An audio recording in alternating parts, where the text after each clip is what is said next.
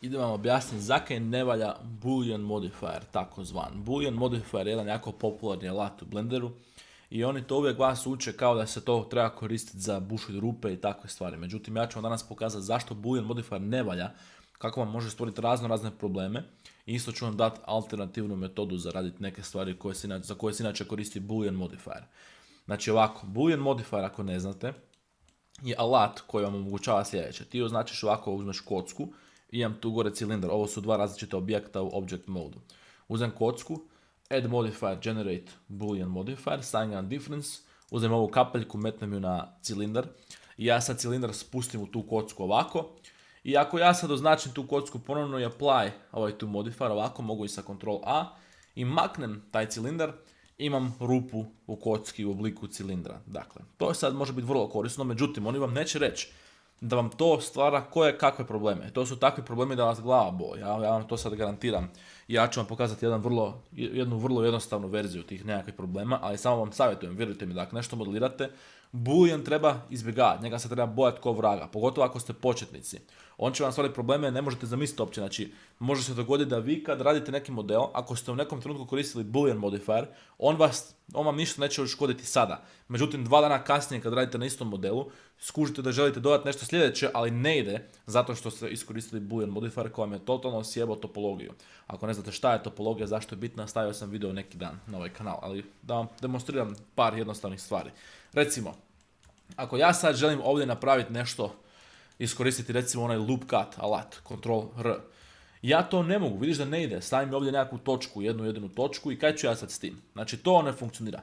Pola alat vam neće funkcionirati kako treba, samo zato što ovo tu je geometrija koja jednostavno ne valja. I tu je recimo n-gon se ovdje nalazi, n-gon, ako ne znate opet, to je lice koje ima više od 4 ruba oko sebe. Ovo tu je kvadr, ima 4 ruba, ovaj tu ima 1, 2, 3, 4, 5, 6, 7, 8, 9, ko će to prebrojati? Znači to se zove n-gon i on vam stvara razne probleme. Evo vam primjer još jednog problema, osim toga što ne rade alati kad koristite Boolean modifier. Ako ja idem staviti subdivision surface, kako se to kaže? Add modifier, generate subdivision surface. Vidim šta to liči, bolje da ne kažem na šta to liči. Uglavnom, model se počne ponašati na način koji ne valja, znači jednostavno totalno nepredvidiv postane i početi sada probleme, ima još 100 ovakvih stvari koje se mogu dogoditi, neću sad o tome previše ići u detalje, ali sad razumiješ zašto, evo vidiš da je nepredvidiv, jednostavno raditi sranja, raditi probleme. Ima sa sjenčanjem koje kakvih problema može doći do takvih stvari da uopće ne možeš ni zamisliti. I sad ja ću naravno dati jedno rješenje, jednu drugu metodu da vi izbušite ovakvu rupu, ovakvoj kocki, u obliku ovakvog cilindra. Evo vam jedan primjer.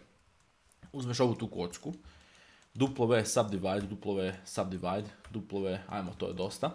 I sad mi trebamo uzeti ovu geometriju i pretvoriti u krug, vrlo jednostavan način. Sad ja ću to ovako sporo objasniti, ali inače ti to treba 4 sekunde, to ti je brže čak nego Boolean modifier za ovakve stvari. Treba ti nešto što se zove loop tools, neću sad previše o loop toolsu, to možemo u sljedećem videu, ali edit preferences, odeš ovako na get extensions, tu moraš upisati loop tools. To treba sad instalirati, prije što ti mogu jednim klikom to, ali sad treba on skidati nešto sa neta, ne znam, svaki put kad oni update-aju nešto sjebu, neke komande zamijene, ne znam zašto. I onda ideš na add-ons i onda kucaš loop tools i to ovako ovdje aktiviraš i sad imaš novi set alata. I to će ti sad tako ostati, znači to samo da znaš, to nećeš drugi put morati. Sad, evo ako ti želiš ovdje zbušiti rupu, znači samo da vam demonstriram kako je to brzo. W subdivide ovako 2 puta i ovo tu uzemo inset sa i, W loop tools krug, i samo bacimo prema dolje. I sad, evo vidiš, znači to treba doslovce 3 sekunde da tak nešto napraviš, a geometrija i topologija ti je 1.000.000 puta bolja. Evo da ti demonstriram, recimo sada ako ja idem staviti Ctrl 1, 2, to je Subdivision Surface Modifier, izgleda puno više prirodno, puno više tako kako bi ti očekivao da on izgleda kad staviš ovaj tu modifier na njega. Znači izgleda puno prirodnije.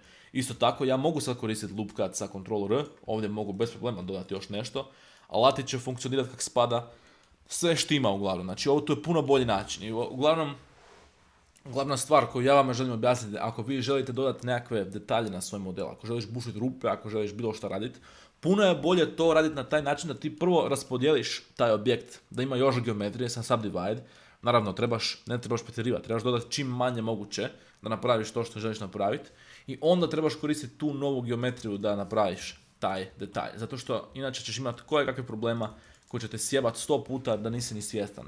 Tako da samo da znate, izbjegavajte boolean modifier, mogu vam pokazati neke slučajeve u kojima se ne može bez njega. To ću napraviti još 100 videa ako treba. Sami recite u komentarima kaj još da objasnim, pitajte me ako me nekog zanima.